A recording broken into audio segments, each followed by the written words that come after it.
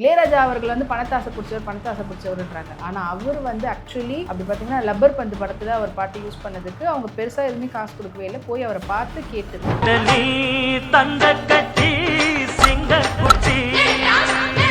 இப்போ ஒரு கோயிலுக்கு ஒரு தங்க கிரீடம் நன்கொடை கொடுத்துருக்கு. எத்தனை கோடி ரூபாய்? 4 crore என்னமோ சம்திங் சொன்னாங்க. காசுக்காக அலையிற ஒரு மனுஷன்.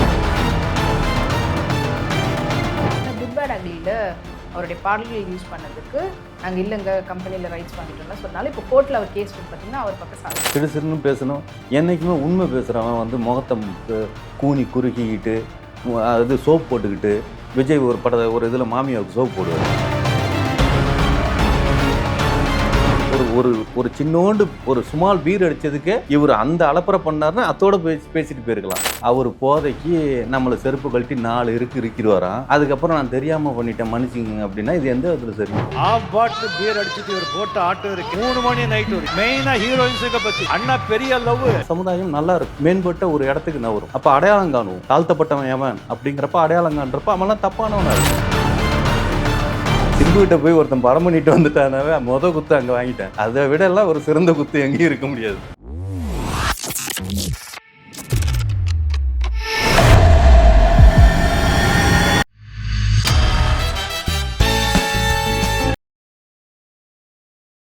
நேர்கள் அனைவருக்கும் வணக்கம். இன்னைக்கு நம்ம இடையே இணைஞ்சிருக்கிறவங்க இயக்குனர் நந்தவனம் நந்தகுமார் அவர்கள். வணக்கம் சார். வணக்கம். அண்ட் இப்போ இளையராஜா சாருக்கு வந்துட்டு தமிழக அரசு சார்பாக அவருக்கு ஒரு வாழ்த்து இது பண்ணியிருந்தாங்க. அது மட்டும் இல்லாமல் இப்போ ஒரு பெரிய சர்ச்சையை வந்து பார்த்தீங்கன்னா குட் பேட் அக்லியில் அவருடைய பாடல்கள் யூஸ் பண்ணதுக்கு நாங்கள் இல்லைங்க கம்பெனியில் ரைட்ஸ் வாங்கிட்டோம்லாம் சொன்னாலும் இப்போ கோர்ட்டில் அவர் கேஸ் வந்து பார்த்திங்கன்னா அவர் பக்கம் சாதகமாக வந்திருக்குது. ஸோ அதுக்கு வந்து அவர் இதுக்கு முன்னாடியே எல்லாரும் சொன்னது கூட அதுதான்.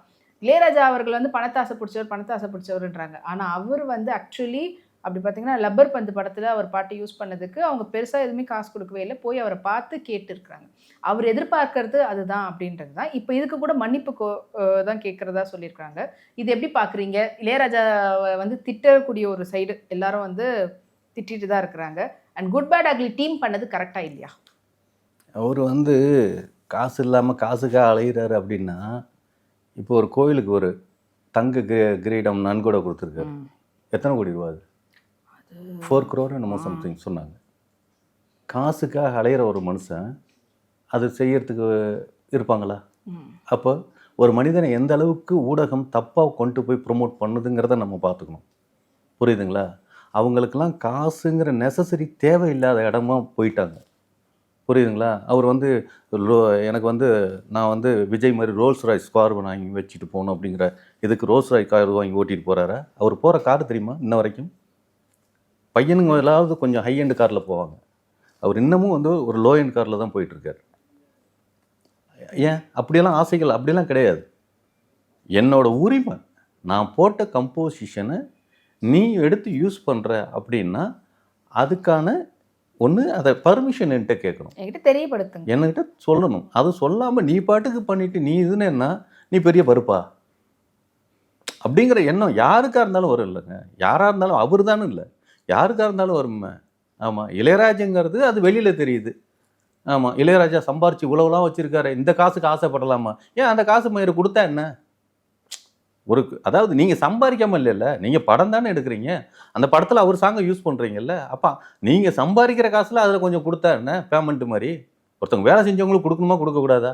அப்போ நீங்கள் ஓசிலே மங்களம் பாடிட்டு போகணும் அப்படின்னா அஜித்தை வச்சு நீங்கள் அந்த அளவுக்கு ஓசியில் மங்களம் பாடி சம்பாதிக்கிறீங்கன்னா நீங்கள் போய் கார் ரேஸ்லாம் எதுங்கிறதுக்கு, நீங்கள் எங்கேயோ போய் கார் ரேஸ்லாம் ஓட்டுறதுக்கு உங்களுக்கு இளையராஜா தானம் தர்மம் பண்ணணுமா?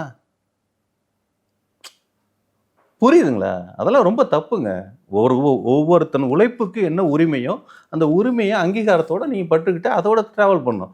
அதை போய் கிரிட்டிசைஸ் பண்ணிக்கிட்டு அதை செய்யாமல் நீ செய்யாதனால தானே இதெல்லாம் வருது கோர்ட் வரைக்கும்.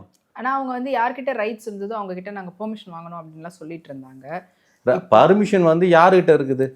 ஒரு கம்போசிஷன் உலகமயமாக்கப்பட்ட இதுலேயே வந்து இசை அப்படிங்கிற ஒரு கம்போசர், யார் கம்போசரோ அவன் தான் பர்மிட்டர். இந்த ஒரு படத்தோட உரிமம் எப்படின்னா, படத்துக்கு அவர் சம்பளம் வாங்கினாரு, அந்த பாட்டு அந்த படத்தோட கம்பெனிக்கு சொந்தம்னு நினச்சிட்டு இருப்பானுங்க. அப்படி கிடையாது. அந்த கம்போசருக்கு அதில் 50.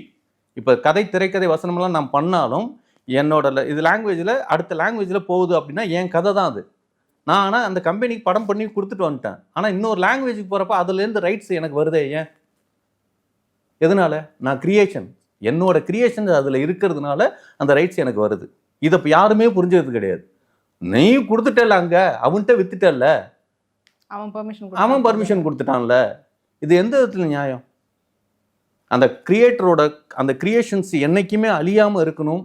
அவங்களுக்கு வந்து காலத்துக்கும் அவங்களோட, அதாவது பென்ஷன் மாதிரிங்க, இதெல்லாம் நம்ம உழைச்ச உழைப்புக்கு கிடைக்கிற பென்ஷன்ஸ், ராயல்ட்டி வந்து அதான் இவருக்கு இருக்கக்கூடிய மெயின் பிரச்சனையே வந்து மற்ற மியூசிக் டைரக்டர்ஸ் எல்லாரும் வந்து பார்த்தீங்கன்னா அந்த ஆர்கனைசேஷனில் இருக்கிறதுனால அவங்க மூலயமா இவங்களுக்கு ராயல்ட்டி எல்லாம் கரெக்டாக கிடச்சிடுது. இவர் அதில் ஏற்கனவே ஒரு பிரச்சனை பண்ணிட்டு வெளியில் எனக்கு இல்லை நானே பார்த்துக்கிறேன்னு சொல்லி வெளியில் வந்ததுனால தான் அவருக்கு எதுவுமே கரெக்டாக கிடைக்க மாட்டேது. ஐயா அவர் அதை விட்டு வெளியில் வந்திருக்க கூடாது அப்படின்னு சொல்கிறாங்க. அதான் சொல்கிறேன்ல, ஐயாவை பொறுத்த வரைக்கும் மூஞ்சி சிடுசிறுன்னு பேசிட்டு போயிடுவார். புரியுதுங்களா? சிடுசிறுன்னு பேசணும். என்றைக்குமே உண்மை பேசுகிறவன் வந்து முகத்தை கூனி குறுகிக்கிட்டு அது சோப் போட்டுக்கிட்டு, விஜய் ஒரு இதில் மாமியாவுக்கு சோப் போடுவார், பார்த்துருக்கீங்களா? ஊர்கா மாதிரி விஜயை தொட்டுக்கோங்க. இல்லைங்க, சொல்கிறேன், சோப் போடுறது தெரியாமல் நிறைய பேருக்கு சோப் போடுறதுன்னா என்னன்னு தெரியாமல் இருக்கும் இல்லையா? அதுக்காக விஜய் இந்த சந்துக்குள்ளார விட்டு சோப் போடுவார் இல்லையா? அதை சொன்னேன், சோப் போடுறது எப்படின்னு. ஆமாம், இது மாதிரி இளையராஜா ஐயாவுக்கு சோப் போட தெரியலன்னு தான் சொல்லுவேன். ஐயாவுக்கு வந்து சோப் போட்டு பேசணும் அவசியமும் இல்லை. புரியுதுங்களா? அதனால இதெல்லாம் ஒரு பேச்சு பொருளை எடுத்துக்கிட்டு அவன் நீங்கள் எடுக்கிறீங்களா எடுத்துகிட்டு இப்போ இதில் கூட ஒரு ஆடியோ ஃபங்க்ஷனில் கூட உங்களுக்கு வந்து கூலியில் வந்து அவங்க பாட்டை யூஸ் பண்ணியிருப்பாங்க. ஆமாம், அதுக்கு வந்து பர்மிஷன் தரலலாம் ஒரு பேச்சுவார்த்தை வந்தது அப்படின்னு. அதை அப்படியே நாசுக்கா ஐயா ரஜினி ஐயா ஒரு குத்துட்டு போயிருப்பார். இவர் ஒரு பழைய கதையை சொல்கிறாரு. இவர் பழைய கதைன்னா தண்ணி அடித்த கதைக்கு பேசுகிறாரு. இவர் தண்ணி அடித்த கதை பேசுனா தண்ணி அடித்த கதை மட்டும்தான் சொல்லிட்டு போனோம். அந்த டேட்டில் ஒரு சின்னோண்டு ஒரு சுமால் பீர் அடித்ததுக்கே இவர் அந்த அலப்பறை பண்ணார்னா அதோட பேசிட்டு போயிருக்கலாம். ஐயா லவ் தெரியுமா, கதையெல்லாம் எல்லாம் லவ் தான், அத்தனையும் லவ் தான் அப்படின்ட்டு போனால் நீங்கள் என்ன சொல்ல வர்றீங்க மக்களுக்கு? இந்த குத்து எதுக்காக குத்துறீங்க? அங்கங்கே அவங்கவுங்களுக்கான ஈகோஸ், அவங்கவுங்களுக்கான இதெல்லாம் இருக்குதுங்க. அதை எங்கே வெளிப்படுத்தணுங்கிறது இருக்குது. நேரடியாக ஒருத்தனை ஃபோனை போட்டு திட்டிட்டு போயிடலாம், நீ அப்படி பேசியிருக்க கூடாதுயா அப்படின்னு. அதை விட்டுவிட்டு நீங்கள் வந்து அப்போ அப்படி இருந்தீங்க, இப்போ தான் நீங்கள் சாமி அப்படின்னா இது எந்த விதத்தில்?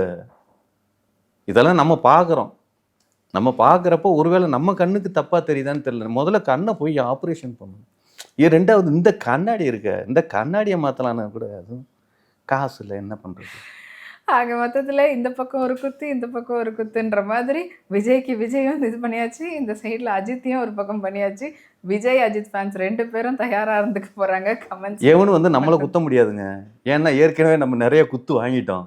ஆமாம், அப்படியே ரத்தமும் சதையும் பிச்சு போயிட்டு இருக்குது. இங்கே எவனும் குத்தி நமக்கு நடக்க போகிறதில்ல. நம்மலாம் வந்து ஏற்கனவே வந்து ஈழப் போர்களில் நின்று சாகாமல் செத்துட்டு வந்துட்டோம்.